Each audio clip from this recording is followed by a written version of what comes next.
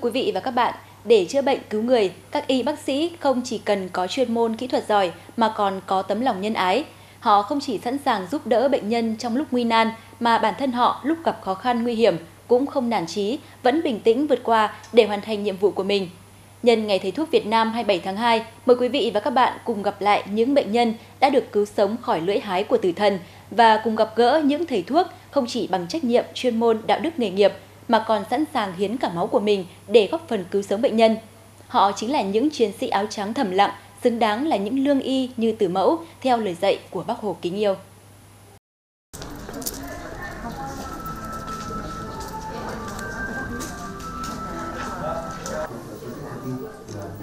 Trở lại xã Hòa Tiến, huyện Hưng Hà, thăm lại bệnh nhân Trần Văn Toán, bác sĩ Võ Thanh Bình, Phó Giám đốc Bệnh viện Đa khoa Hưng Nhân và điều dưỡng trưởng Nguyễn Thị Mai, một trong những y bác sĩ của Bệnh viện Đa khoa Hưng Nhân đã hiến máu góp phần cứu sống bệnh nhân trong lúc nguy nan. Ông bảo vợ con là thôi cứ cho về gặp con thì để tôi chết chứ tôi không sống được. Thế nhưng các bác ấy nhiệt tình, các bác ấy giỏi. Các bác ấy cứu chữa được, nói chung là tôi cũng là một người từ cõi chết trở về thì nói chung là đến bây giờ tôi cảm thấy là mình cũng là quá là như là may. Sự việc diễn ra cách đây hơn 1 tháng, vào đầu tháng 1 năm 2018, bệnh nhân Trần Văn Toán nhập viện tại Bệnh viện Đa khoa Hưng Nhân do tai nạn lao động trong quá trình đang xây dựng nhà, do vật nặng đập vào thành ngực trước. Bệnh nhân trong tình trạng mất máu, choáng nặng, đau ngực, khó thở, kích thích, vật vã, có tràn dịch, tràn khí màng phổi. Các bác sĩ chẩn đoán bệnh nhân sốc do chấn thương ngực kín, vỡ thùy trên phổi phải, đứt dây chằng đỉnh phổi phải, gãy xương sườn 4 cung trên phải, gãy xương đòn trái. Xác định tình trạng bệnh nhân rất nặng, Bệnh viện Đa khoa Hưng Nhân đã xin cấp cứu 115, Bệnh viện Đa khoa tỉnh Thái Bình hỗ trợ chuyên môn, đồng thời kêu gọi cán bộ y tế trong bệnh viện tình nguyện hiến 500ml máu cùng nhóm. Kíp phẫu thuật của Bệnh viện Đa khoa tỉnh gồm bác sĩ Đỗ Mạnh Toàn, bác sĩ Đỗ Thất Thành, bác sĩ gây mê Nguyễn Đặng Xứng và kỹ thuật viên Đỗ Thành Quang đã nhanh chóng có mặt tại Bệnh viện Đa khoa Hưng Nhân, tiến hành cấp cứu bệnh nhân, phẫu thuật cắt thùy trên phổi, cầm máu, rửa khoang màng phổi, truyền máu, hồi sức. Sau khi mổ, tình trạng bệnh nhân ổn định đã được đưa lên Bệnh viện Đa khoa tỉnh theo dõi, điều trị tiếp. Sau khi xuống đánh giá tình trạng bệnh nhân xong thì chúng tôi quyết định mổ ngay, giải thích người nhà nhanh và quyết định mổ ngay, vì nó không còn cách nào khác cả. Vì nếu mà chỉ để chậm hơn một chút là có thể bệnh nhân sẽ tử vong. Thành công này là kết quả của chúng tôi được đào tạo, được quan tâm của lãnh đạo bệnh viện. Còn đây là niềm vui, sự xúc động không thể nói lên lời của chị Hoàng Thị Vui, xã Bình Định, huyện Kiến Xương khi gặp lại các bác sĩ của Bệnh viện Phụ sản Thái Bình. Chị Vui đã được cứu sống nhờ sự chẩn đoán chính xác và yêu cầu cấp cứu kịp thời của bác sĩ Hương, trưởng trạm y tế xã Bình Định và quyết định thực hiện ca mổ dũng cảm của kíp bác sĩ Bệnh viện Phụ sản Thái Bình và Trung tâm cấp cứu 115. Gia đình chúng em thì chẳng có cái gì gọi là chỉ biết lời cảm ơn các bác vậy thôi. Khám thực thể thì có biểu hiện là trở ngoài tử cung vỡ, mạch nhanh, huyết áp tụt và tôi đã thông báo với gia đình là tình trạng bệnh nhân như này không thể chuyển viện được, đã quyết định là gọi cấp cứu 115. Kíp bác sĩ thực hiện ca mổ tại gia đình chị Vui gồm bác sĩ Đỗ Xuân Hạnh, Phan Thị Thu Huyền, Nguyễn Ngọc Tú, Nguyễn Văn Minh, Nguyễn Thị Thu Huyền và kỹ thuật viên Nguyễn Thành Trung đã hoàn thành xuất sắc nhiệm vụ trong điều kiện cấp cứu ngoại viện hết sức khó khăn, thiếu phương tiện, ánh sáng, áp lực trước sự căng thẳng của người nhà. Ở đây chỉ có ekip thì có mấy người với nhau thôi, nên là ví dụ cố gắng làm sao mình phải phát huy tối đa khả năng. Đấy, và cái thứ hai là mình ngoài ra thì mình phải đảm bảo những cái công tác. Đấy, ví dụ như là về vô khuẩn cái thứ chẳng hạn đấy. Đấy, còn kết hợp với cả những bác sĩ bên gây mê cái thứ đấy, người ta xem là ví dụ có chỉ định có thể chuyển bệnh nhân được không, hay là bắt buộc là phải để tại chỗ mình mổ. Thì có những trường hợp chẳng hạn như trường hợp đặc biệt trong ngoài tử cung vỡ, nguy cơ thì có thể mình chuyển bệnh nhân, thì có trường hợp thì có thể là tử vong ngay giữa đường, không kịp cứu chữa. Ca mổ cấp cứu chữa vỡ ngoài tử cung trên đây chỉ là một trong số trên 40 ca bệnh hiểm nghèo ở tuyến huyện, tuyến xã đã được cứu sống trong năm 2017 bằng sự phối hợp thành công giữa Bệnh viện Phụ sản Thái Bình, Trung tâm cấp cứu 115 và Bệnh viện Đa khoa tỉnh.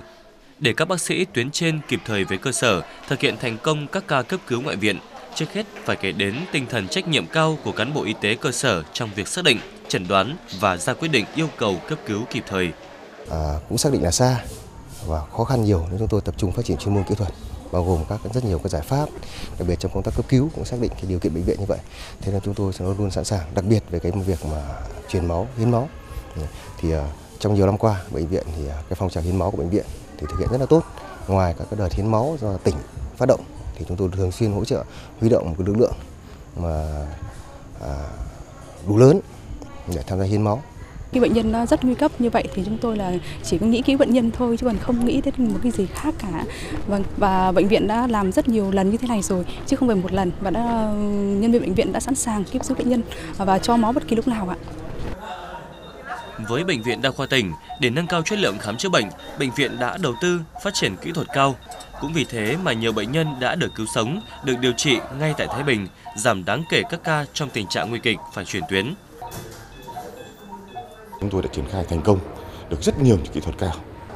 bệnh lý về tim mạch, những bệnh lý như là nhồi máu, cơ tim vân vân. Mà nếu mà phải chuyển đi Hà Nội thì chắc không kịp. Vì thế chính mà chúng tôi đã triển khai được cái kỹ thuật này mà cứu sống rất nhiều bệnh nhân ở Thái Bình mà không phải chuyển Hà Nội. Bên cạnh đó thì những cái lĩnh vực khác cũng phát triển, như chúng tôi đang triển khai cái phẫu thuật tim mạch lồng ngực. Và trong những quý tới chúng tôi sẽ triển khai phẫu thuật mổ tim mở tại Bệnh viện tỉnh Thái Bình. Và cái kíp các bác sĩ đi học ở các trung tâm lớn cũng đã triển khai được. Một trong những đơn vị y tế phải đối diện liên tục với nhiều tình huống khẩn cấp nhất hiện nay đó là Trung tâm Cấp cứu 115. Bác sĩ Đỗ Chí Nghĩa cũng như các y bác sĩ ở đây luôn luôn phải sẵn sàng cho những chuyến đi vội vã, khẩn trương, nên sự bình tĩnh, tỉnh táo để xử lý sự việc luôn được đặt lên hàng đầu. Chính vì sự bình tĩnh ấy đã giúp bác sĩ Đỗ Chí Nghĩa vượt qua áp lực, sự đau đớn của bản thân khi bị hành hung trong lúc đang làm nhiệm vụ, vẫn cố gắng làm tròn trách nhiệm của mình.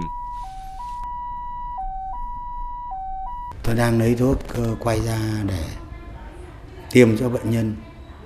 thì tôi bị một người đấm vào mặt tôi liên tục. Lúc ấy giờ tôi đã vội khịu xuống rồi, nhưng tôi lại lấy lại bình tĩnh, tôi đứng lên tiếp tục, tôi giải thích cho mọi người lại một lần và tôi quay ra tôi xử lý cho bệnh nhân. Theo bác sĩ Đặng Phi Hùng, Phó Giám đốc Trung tâm Cấp cứu 115, chỉ tính riêng dịp Tết Mậu Tuất vừa qua, Trung tâm Cấp cứu 115 đã thực hiện 411 chuyến cấp cứu, vận chuyển cấp cứu, trung bình là 59 chuyến một ngày, cao gấp đôi ngày thường. Cá biệt có ngày lên tới 68 chuyến, chủ yếu là tai nạn giao thông, ngộ độc thực phẩm, ngộ độc thuốc bảo vệ thực vật. Tuy nhiên, qua sự việc bác sĩ Đỗ Chí Nghĩa bị hành hung trong khi đang làm nhiệm vụ và hàng loạt vụ việc về hành hung bác sĩ diễn ra gần đây, đặt ra những yêu cầu mới trong việc tạo ra hành lang pháp lý chung để đảm bảo an toàn cho các y bác sĩ trong khi làm nhiệm vụ. Nhà nước, Quốc hội cần phải thông qua một cái luật bảo vệ người hành nghề một cách chính thức. Qua đó thì những người hành nghề sẽ được bảo vệ dưới sự bảo vệ của pháp luật. Và chúng tôi cũng đề nghị là dư luận, xã hội lên án một cách mạnh mẽ các cái hiện tượng và xâm phạm về danh dự và cái tính mạng của cán bộ y tế. Hơn ai hết, những bệnh nhân và người nhà bệnh nhân đã được cứu sống bằng chính giọt máu nghĩa tình của các y bác sĩ. Sự tận tâm, tận lực của các y bác sĩ là những người hiểu nhất những khó khăn, vất vả và sự hy sinh thầm lặng của những thầy thuốc. Đến được các bác coi thế này nhiệt tình cứu chữa thì nói chung mình cảm ơn các bác còn chả hết. Còn mình hành hung các bác là nói chung là không được, là cái sai. Thì nói chung là các bác đã nhiệt tình coi thế này quên hết cả sức mình, chạy ngang chạy dọc thì hết người lọ người kia để cứu chữa mình còn chả được, thì làm sao mà mình không cảm ơn các bác mà các mình còn coi thế này hành hung các bác như thế là không được. Những người đấy là họ không có nhận thức. Cho nên là một khi mà họ đã không nhận thức được, mà họ không bình tĩnh được thì họ làm liều thôi. Chứ còn thì nếu mà không có bác sĩ thì làm sao mà mình tồn tại được. Y đức là phẩm chất tốt đẹp của người làm công tác y tế, được biểu hiện ở tinh thần trách nhiệm cao, tận tụy phục vụ, hết lòng thương yêu, chăm sóc người bệnh. Những lời dạy của Chủ tịch Hồ Chí Minh, lương y phải như từ mẫu, đã và mãi là kim chỉ nam cho mỗi cán bộ y tế trong hoạt động chuyên môn mà họ đã tự nguyện lựa chọn và gắn bó với nghề chữa bệnh cứu người.